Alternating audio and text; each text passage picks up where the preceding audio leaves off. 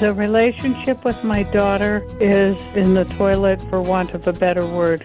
My husband has been gaslighting me, cheating on me. I have really been struggling, like, what kind of support can I bring? Welcome to Building Relationships with Dr. Gary Chapman, author of the New York Times bestseller, The 5 Love Languages.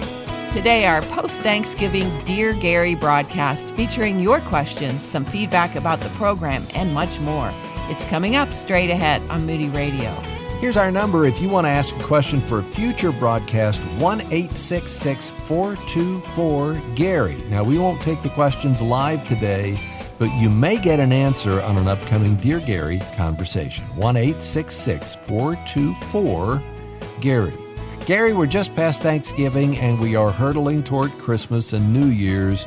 We talked about this before, this kind of magical time for families, but it can be a really hard time for singles. And I know that from our featured resource today, you have a heart for those who are single and struggling with their circumstances. What do you want to say to them today?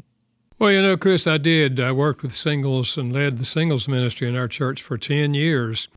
Some time ago. So I really got in touch with the emotions of a lot of single adults during holiday seasons, and especially Christmas. And so I would just say, you know, remember, God is always with you, even if you may be by yourself. And I would say also, reach out. Take the initiative. If you don't have a group that you're already a part of, then look for a group of single adults, because many churches have single classes that meet various times during the week. And we need each other. And so I just encourage you to reach out to your church, or if your church has nothing, maybe check out another church in town to see what they might have. We need to be communicating with other people. God is there, yes, and we want to communicate with Him every single day. But God also wants us to have friendships. So reach out during this season. Take advantage of invitations you may get to join with any group in the name of Christ. Yeah. Amen. And I think that there's this idea that, you know, singles are morose and they're all lonely. And then we'll do programs on singles, and I'll get phone calls or emails later. It's like, stop talking like this is the worst thing that ever happened to us. I'm thriving. You know, I'm flourishing in my singleness. Yeah, there are struggles that I have. So I want to say that as well, that singles don't have every issue that every other single has, right? Absolutely. Just as married couples are very different, individual couples, so singles are very different. And yes, there are lots of singles that are having a very productive life. They are using their skills and their abilities to reach out and serve others in the name of Christ, and they're just enjoying life. Yeah. So we don't have to be married to be happy. In fact, there are a lot of married people that are unhappy. But happiness is not our main goal. Our goal is to know God and to please God by investing our lives in a positive way. And to, as this program states, build relationships. And that's why this featured resource, I think, will be a help to any single. The 5 Love Languages, Singles Edition, the secret that will revolutionize your relationships. You may have some great relationships, but you can always make those better, you know, go deeper in those relationships. You can find out more at buildingrelationships.us, buildingrelationships.us. Let me ask this question from a single listener, Gary. He writes, I was listening to a teaching program on Moody Radio, and I became convicted by the command to honor my father and mother. So I recently reestablished communication with her. Now, he doesn't mention what the problems were in their relationship, but it sounds like there was a fracture there, and he had to kind of move away from that. And then he writes this, ever since I began to talk with her again, I have lost my peace. I question if I did the right thing. Should I go back to zero contact? What would you say about that, Gary? I know that sometimes when we reach out to a parent like you have done, that it can feel unnatural, or it can feel cause anxiety, and other feelings inside. But I still think it's worth the effort, because God loves your mother, no matter what she's done or hasn't done. And you are in a position to communicate to her some things that are positive about her, because surely there's some things that are positive. And when you continue to try to build that relationship in a positive way, I think you're an instrument of God in trying to bring healing. We can't change our parents, but we can influence them. And what we want to do is have a positive influence. Well, and I like the fact that he said, I felt this prompt that I need to do this. So he's open to God at work at his heart and in his life. And it's this, whatever has happened is making him question that. So that he's open to what God wants him to do is a really good thing, I think. Yeah, absolutely, Chris, because, we're not responsible for what our parents do or what they fail to do. We are responsible with how we invest our lives and how we reach out, especially to family members with whom we may have some struggles. It's always positive, I think, to reach out. Your answer mirrors the questions of parents who have called in here and have said, our son or daughter has moved away from us, zero contact. And you've said basically the same thing to the parents. So if there's a parent listening who has a child and they want that relationship with them, or they're wondering, how do I deal with this toxicity with a son or daughter? Your answer is the same to both parties, right? Absolutely, Chris. If a parent realizes there are some areas where they failed in the past with this young adult, then start off with an apology. Ask God to show you, what your failures were, and start off with an apology. It doesn't mean that there's always something, and it doesn't mean there's always your fault, because sometimes our adult children make decisions on their own that violate the Scriptures, that break our hearts. And so I understand, but I would say if there's going to be a breakup on an adult child who has made some poor decisions, and particularly those that violate what the Scriptures say, let them be the one that breaks the relationship. Don't you break it off and say, well, if that's the lifestyle you're going to live, then I'm not going to have anything to do with you. You're no longer my son. Now you have no influence on them. But if you keep the door open and you continue to have some kind of relationship with them, you now have the possibility of continuing to have an influence on their lives. So you don't take the initiative to break off the relationship. Take the initiative to be kind, to treat them like a human being whom God loves, because He does, whatever their lifestyle. He loves them.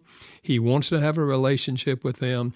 So let's be His instruments in expressing love, even when our adult children are unlovely, because that's the way God loves us. When we were still sinners, He sent Christ to die for us. Loving the unloved. U.S. All right, here's our first phone call for you, Gary. A good question about screens and adults. Hi, Gary. This is Mark with Navigating Tech Family, and we had briefly met at the recent AACC World Conference. And my question or comment for you was if you've noticed an increase in issues with couples specifically. I know that you've recognized issues with the kids, but with couples in regards to screens, social media, and stuff like that. So that was my question. Well, the short answer is yes. That is, I have seen a rise in conflict over technology. Now, I'm not anti-tech, okay? And I think there are a lot of good things about technology, and it can really help couples. You can FaceTime when one of you happens to be out of town on a business trip, and a lot of other positive things. But I do think that we all have the temptation to spend all of our free time online. In fact, just a few weeks ago, I had a young man say to me, he said, Gary, my wife and I watch television sometimes together, but we don't watch the commercials. When they come on, we put it on mute, okay? And then both of us pick up our phone and go to our phones rather than talking to each other. And we do that the whole program. And I thought, this is not good. We're not having communication. We're not sharing life. We're both involved in our phones. So that's an example of the kind of thing that can happen very easily to couples. We all develop patterns. And so I think another thing, I had a wife say to me, she said, Dr. Chapman, he's 30 years old, but he plays these games online like he was a teenager. I mean, there's a lot of other things that need to be done.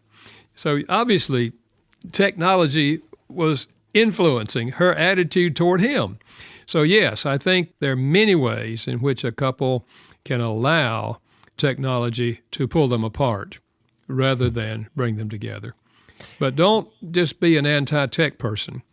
Let's talk about how we can overcome some of these things that are troublesome to us. The same thing with singles, because I think I hear from a lot of singles that it's a real struggle to stay off the phone, to stay off social media, because that's where you feel connected with other people. But with all of that comes all of the noise that you get from the internet, social media, and all of that. So you have this constant state of anxiety about everything everybody's upset about that they post online, which takes me to one other question here. And thank you for that question. If you have a question for Dr. Chapman, 866-424-GARY. When we first started this program, online dating was just starting to ramp up. Now it's everywhere. There's all kinds of websites. Do you still feel the same way about finding a mate online that you did years ago? You know, I questioned this in the early years, but I tell you, I'm meeting a lot of couples who actually met from those online dating services. A part of that is because they don't know where to go in their community to meet singles that might be, their appropriate age and people they might be interested in. But I would say this, we have to be very careful about what we see online and the way the person is described themselves or the way they come across. And we never should get super serious until we can spend time with them in the real world. And I know that that's typically the pattern. We meet online and then we decide somewhere down the line, well, let's get together, let's have dinner, let's do this. But if the person is 3 or 4 states away, that takes some time and effort and money to do that. But I do think we should always have a significant amount of time in which we are seeing each other face to face. We are going to each other's churches. We're going to the youth groups. We're discovering each other's vocation and seeing them in the real world rather than simply going on what happens while you're online. So I think it's just a matter of using wise judgment and not assuming that the impressions you have while you're online reveal the true nature of that person. That's a good answer. Well, I like that. And again, our featured resource, if you go to buildingrelationships.us, you'll see it right there, the 5 Love Languages Singles Edition, the secret that will revolutionize your relationships. All right, here is a new one for you, Gary. I don't think we've had this question in the last 18 years that we've been doing this. Here we go. Gary, my question is, you wrote in the first chapter, I believe it's the first chapter of your book, The 5 Languages of Apology. My academic background is in the field of anthropology, the study of human culture. One of the clear conclusions of the anthropologist is that all people have a sense of morality. Some things are right and some things are wrong. I recognize that you have a Christian background, a Christian education, at Wheaton College, but would this statement apply across all anthropology books, all anthropology courses, state universities, etc.? That's my question. Thank you. Chances are no. But the reality is, when you really dig into it, anthropologists are studying how cultures are organized. And we have never discovered a culture where there are not right things and wrong things. Even those that have no contact with the Bible or Christianity and all of that, there still are things that we do and things that we don't do. So that's what the anthropologist is studying. Now, whether an anthropologist would make the same statement that I made or that all anthropologists would say that, that's probably not true. But I think it is true that we have never discovered a culture where they are not right and wrong. We are moral creatures. Now, Christians, we believe it's because we're made in the image of God, and God is a righteous God, and God has given us things that are right and things that are wrong. But I think in cultures where they have no contact with Christianity, there's still right and wrong things to do. I love that question. Thank you for calling with it. And here's how you can do the same. 1-866-424-GARY. And remember, if you're single or you know someone who is, check out the featured resource, Gary's book, The 5 Love Languages Singles Edition at buildingrelationships.us. All right, Gary, these have been really fun questions and a little more easier than others. And this next one is really difficult. It's from a mom who wants a relationship with her daughter, but there was sexual abuse in the past. Here's that tough call. Hi, Gary. The relationship with my daughter is in the toilet, for want of a better word. She has never forgiven me because she thought I knew, and I did not call the police. I've apologized 1,000 times to her. Our relationship is between miserable and neutral. How can I use your love languages to fix it? Thank you. Bye. I'm assuming, Chris, that it was the father who molested her as a child or a teenager or whatever, and she assumed the mother knew about it, and the mother did not report it. The mother did not do anything. I'm also assuming that the mother, in fact, did not know that she was being molested. That was not clear. I'm just reading that into what she said. And this is a very, very difficult situation. There's no question about it. I can understand the daughter's perspective. If she has the sense that her mother knew this was going on and did nothing about it, then I can see how she would be deeply hurt by that mother. But if the mother did not know what was going on, she said she apologized. I don't know, maybe she did know and did not report it. That's the other alternative. And that, of course, certainly calls for an apology. But it's difficult for a daughter in that situation to accept an apology that's just supposed to erase everything in her heart and her mind. But on the other hand, I have to say this. You cannot bring peace to your daughter's heart. That's something God has to do. And so I don't think even the love languages can bring peace to your daughter. Though I do think if you know her primary love language, certainly to speak that language to her would be a positive thing. It would have a positive impact rather than a negative impact. In fact, if she's never read the 5 love languages, if she's single, I would give her the book we're talking about today. That is the 5 love languages for singles. And if she's married, then I would give her the original book, the 5 love languages, which is written for married couples. And just say, this book has sold 20 million copies. It's helped a lot of people. And I thought it just might help you and your husband. And just give it to her and let her read it. That way she gets associated with the concept of the 5 love languages. Then you can look back and maybe have a conversation with her. Honey, those love languages, when you were growing up, did you feel loved by me? Because I'm wondering if I spoke your love language back in those days. I know I hurt you by not reporting your father, but maybe I wasn't speaking your love language at all. How do you feel about that? What I'm saying is you can have a conversation about this concept that may open up her heart and your heart to understanding whether she felt loved or didn't feel loved growing up. Obviously felt hurt, particularly if you knew this was going on and you did not report it. She feels hurt. And the apology does not necessarily take away the hurt.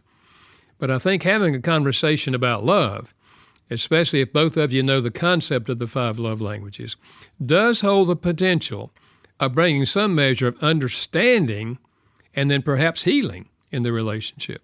Yeah.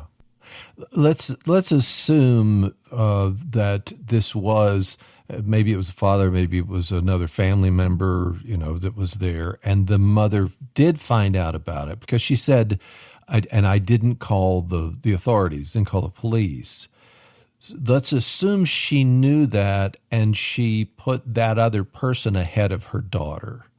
As you said, you can understand why the daughter would feel, Mom, why didn't you do that? I don't want anything to do with you now.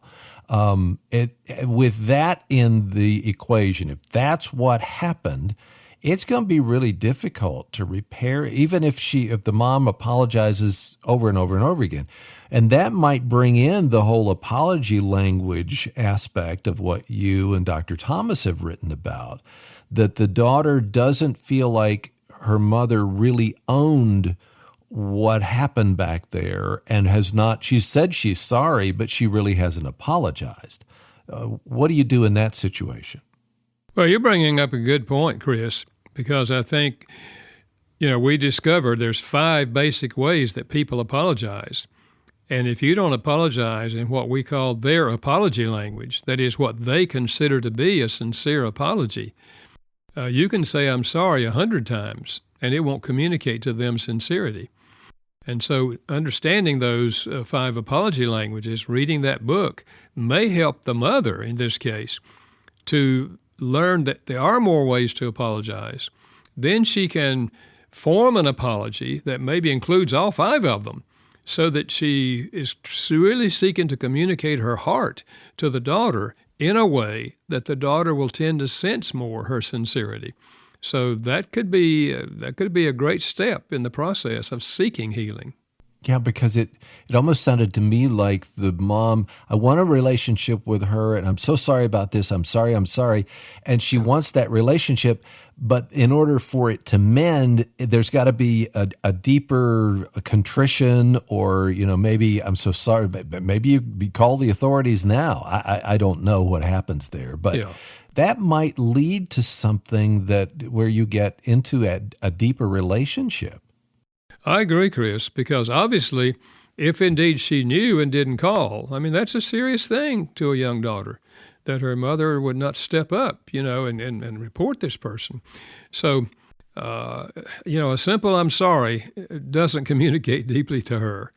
But if you learned how to apologize in a deeper way and asking questions like, what can I do that would bring healing to you? I realize I've hurt you. I'm willing to go with you to counseling if you're willing to go, if you think that would help. You're just really reaching out to communicate not only that you feel badly about it, but that you realize how deeply you've hurt her. Apology and then love in the right language. Those are the steps to reconciliation, or to possible reconciliation, because we can't make someone reconcile with us. But we can make efforts, and these would be the 2 avenues, I think, that we should follow.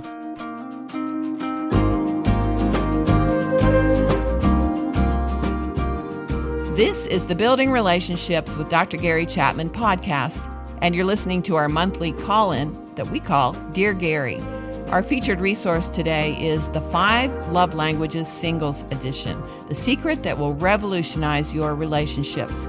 Find out more at buildingrelationships.us or go to 5lovelanguages.com. And don't forget, you can help someone with your question. Call Gary's listener line at 866-424-GARY. That's 1-866-424-GARY. Leave your message. You might hear your question or comment on a future Dear Gary broadcast. That is exactly what our next caller did, and she is responding to a man who called us a few weeks ago. His wife had passed away, and he was in a relationship that broke up, he said, because his friend didn't respond well to the 5 Love Languages book. So here's her response to his call.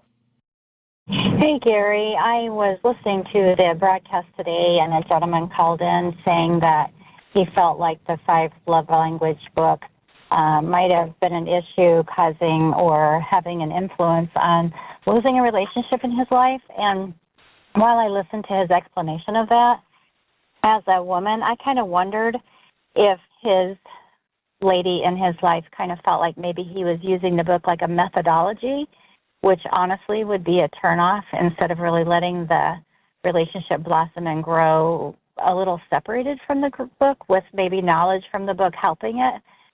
That wasn't discussed on the program today, but I felt that when I listened to his explanation, that maybe she felt like it was more cookie cutter and she wasn't interested in that being used in that way. So I just wanted to add that input, and I hope you have a great day. Thank you.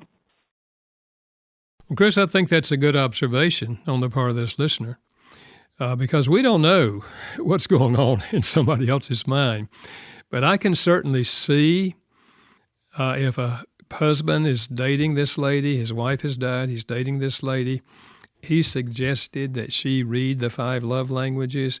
Now, of course, we don't know what he said to her and how he said it, but it can come across this man is trying to get me to love him in his love language. And so she sees it as a manipulation, or she sees that he's trying to put me in a category. And there's some individuals, wives and men as well, who don't want to take any personality test or anything like that because they don't want to be put in a pigeonhole. Okay. Right. And so I can see that may be a possibility, as well as a possibility that she felt like he was trying to manipulate her into speaking his language. They've been dating a while. He wasn't feeling that she was communicating love to him in the right way, and he wanted her to learn what his love language was. So at any rate, when relationships break up, whether it's the man who breaks it up or the woman who breaks it up, we ought to ask, what can we learn from the breakup? Because many times there's something we did or didn't do that led us to that stage. And so asking them, why did you make that? You've made the choice. It's your choice. I'm not going to pressure you. But tell me why. I think that would help me understand and maybe help me be a better person in the future. And that caller's response just points out, Gary, how important it is to be a listener, and you listen well to that man. I remember that call and the struggles that he had. He was going through a lot of grief at the same time of losing his wife and then this new relationship. So perhaps the book that we're talking about today, The 5 Love Languages Singles Edition, would be helpful to him as well. Thank you for that response. If you want to respond to even her response, 866-424-GARY. Leave your message, 866-424-GARY. Next up is a caller who needs some advice on how to be a good friend. Hi, Gary. I'm originally from Cameroon, but I've been in the U.S. for the last 16 years. Your program has been such a blessing to my life. I listen to that every day when I pick up the kids from school. Such an encouragement to my marriage. So my question for you is, how do you respond to a friend who is telling you she's going through a divorce? I have really been struggling, what kind of support can I bring? I mean, I know I have to love them, but I think my tendency is always to be like, why didn't you try to repair or to do counseling or to do something? I always have those kind of questions, and I feel like it's a wrong approach. What should be the way to handle that kind of information? And then thinking more like a friend that I have known for 10 years, right? 5 to 10 years, in that range of time. Thank you so much, Gary. Appreciate you. Bye. Well, I'm encouraged that this caller recognizes that when people get to the point of talking divorce as a friend, especially as a Christian friend, what are we supposed to do? How can we be a friend in that process? And she mentioned, do I say, well, now you ought to go get some counseling before you do this, or you ought to read a book before you do this. It may come across as you don't understand. You don't understand my situation. Far better to let a friend tell you their situation. Maybe they have been to counseling. Maybe they've been to more than one counselor. Maybe there's been multiple affairs. There may be a whole lot of things going on that you don't know. Even though you're a friend, they haven't shared those things with you. But since you are a friend, it's okay to ask questions, because when you show interest in, what has happened, what have they done, what brought you to this decision that you're thinking divorce, then they realize you're empathizing with them. You're feeling some of their pain, Now, there is a place, after you've had that kind of conversation, depending on what they have done already, there is a place, to recommend a book or recommend a counselor or that sort of thing. Some years ago, I wrote a book called One More Try, What to Do When Your Marriage is Falling Apart. And it is written to people who are thinking divorce. Sometimes they've already moved out. They're already separated. The book is challenging them. Make sure you've tried everything. Don't just bail out because it's painful to you. Let's make sure maybe there is one more thing that you can do. And so there's a place to, give that book or recommend that book, and there's a place to recommend, there's a good counselor at our church that before you make the final decision, I would really encourage you to go see her or go see him. So there's a place for that, but it ought to come after you've asked what they have been through. Let them share their pain and their hurt and why they have come to this conclusion that they're actually thinking about divorce. Which takes us into that whole question and listening and the empathy thing that we're going to talk about here on the program in the coming weeks.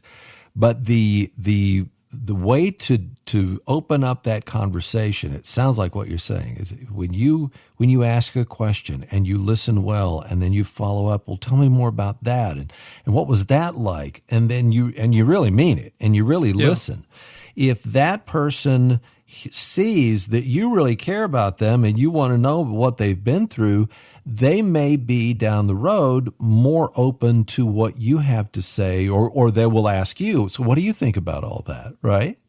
Absolutely, Chris, because when we express interest in others, asking questions and empathizing with them, and saying, I can see how you'd feel that way. I can see how that hurt, how deeply that hurt, They see that you're very interested in them and you're empathizing with them. You're not preaching to them and telling them what they ought to do. That has to happen first. And when they feel that, and since you're a friend, you already have a relationship, then that kind of empathy can go a long ways. And later on, down the road a little bit, them asking you, what do you think? What do you think? And then you have a chance to share an idea that you think might be helpful. Gary, our next caller really wants to love her husband well, and she wants to use the love languages, but she has a problem. Hi, Gary. I have a question about loving someone with mental illness. I love and adore my husband. I know his love languages, and I know what's important to him. And after I read your book, I was able to love him far better. Our marriage improved. However, he suffers from severe PTSD and some other issues. So how do I proceed when I'm never sure if the love language is going to work with him because of where he is in his mental health journey for that day? Any advice you could give me would be appreciated. Well, that's a very difficult question, Chris, because with mental health issues, it radically affects a person at any given point. So I would say, and hopefully this is already happening, that getting him to a counselor that can walk with him through his particular situation would be very, very, very helpful. Because if we love the person, what we want to do is meet them where they are. And when they're unhealthy mentally, then that's the place we want to meet them and express love to them. And so perhaps it's already going on. I'm assuming it may already be going on. He's in counseling. But if not, I would say that's one of the best things you can do, is to say, I love you so much. I want to help you. And so let's find a counselor who knows what you're struggling with and can help you walk through this. But let's say that's going on. Then let me come back to her question is, how do I know? I know his love language, and I've been speaking it, and at times it seems to be very, very positive. Other times it doesn't seem to connect with him. And I don't think there's any one answer as to what you can do on those occasions, except maybe to you just to recognize, okay, their response is due to their mental illness, not due to the fact that I'm not expressing their love language. because sometimes we want to blame ourselves, that, well, maybe I should be doing it differently or whatever. And the other thing I would say is keep in mind that it's not just a person's love language that we want to be speaking. Sometimes there'll be another love language that would be more meaningful to them at a particular time. So to say to him, for example, and I encourage a lot of couples to try this approach. What if every 2 or 3 weeks you just say to him, on a scale of 0 to 10, how full is your love tank? That's assuming you both read the book and you've got that concept. Otherwise, you can say, how much love do you feel coming from me on a scale of 0 to 10? And if he says anything less than 10, you say, well, this week, what would be the best way for me to express love to you? And their answer may be something that is not their primary love language, because that particular week, with whatever they're feeling and whatever's going on in their mind or in their life, another love language may speak more deeply to them. But at least now you know, because they're telling you. So I would try that. I think you may find it to be very helpful, because it gives him a chance to say, this week, honey, I think this would be most meaningful. So I would say give it a try and see what happens. And if you go to buildingrelationships.us, we have all kinds of resources for you there. Just go to buildingrelationships.us. Our featured resource today is the 5 Love Languages Singles Edition, the secret that will revolutionize your relationships. Just go to buildingrelationships.us. All right, Gary, here is what's probably our final call for today, and it's a sensitive marriage struggle, so I just want parents to know that there are some questions about sex that come up here. Just want to let you know that. And here is our next caller. Hi, Gary. Quick question. I heard you talking about how, when people go into a marriage, they vow to serve the other person, and it's not about what they can get. So my question is, and I know God doesn't like divorce, but my question is, I've been in a 10.5-year marriage, and my husband has been gaslighting me, cheating on me, lying to me, and manipulating me. And he finally confessed after 6 years after my son caught him with a man in the house that he was having sex with men. So what am I supposed to do with this? Thank you. Well, I can certainly have empathy for this caller. I don't know of anything that could be more painful than not only to realize that your spouse is being unfaithful to you sexually, but that he is having sexual affairs with men. Obviously, you did not know that he was bent in that direction when you married him. Now that you realize that, the question you're asking is the question anyone would ask, and that is, what shall I do? I don't think we help someone by simply allowing them to continue to live a lifestyle that's detrimental to the marriage. You mentioned the sexual unfaithfulness, but you mentioned some other things in terms of the way he's been treating you. There is a place to say to a spouse, I love you too much to sit here and simply allow you to continue living the lifestyle you're living. I know it's not good for you. It is tremendously detrimental to me and to our children if you have children. And I love you too much to simply sit here and do nothing. So I'm going to move in with my mother, or whatever plans you have. I'm not going to desert you. If you're willing to go for counseling and deal with this issue and these issues, I'm willing to go for counseling with you. But I cannot just simply sit here and let this go on. We often call this tough love, and it is an act of love, because you're doing it because you realize that to simply affirm all of that by saying nothing and doing nothing is not a loving act.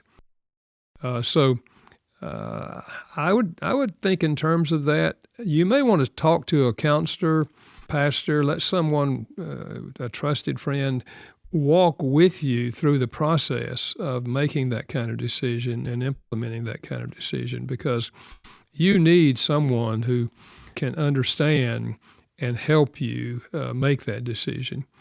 I'm very empathetic with the caller, and I just feel like there is a time for tough love, and I think this is probably one of those times. She mentioned that it was her son that told her about, what he found Dad, and so what that son is going through, and glad that the truth is out there, that he has been found out. And maybe, that can be with the truth being known, then you can deal with it. But when you don't know the truth, you can't, and you've got somebody who's hiding, right, then you can't deal with what the truth is, right? Absolutely, Chris. Yeah, I had forgotten about the part about the son telling the mother what happened, because again, now that he's involved and he's hurt and he's questioning, what's going on here. She needs to take some steps in a positive direction, and to me, a tough love approach might be the most logical thing. Yeah. But I would encourage her, if she's not getting counseling, has never talked to a counselor, a Christian counselor about this, I would encourage her to do that, so that she has someone that can help her think and decide, the steps to take in this process. There's one other thing that she said in her call, gaslighting. And I've heard that phrase used a lot over the last few years. But my understanding of it is that you see something and you know that something is going on and you don't necessarily know what it is, but then the other person says, no, that's not it. You're crazy. And so you do feel crazy. It's like, no, there's something here and you're being told something else.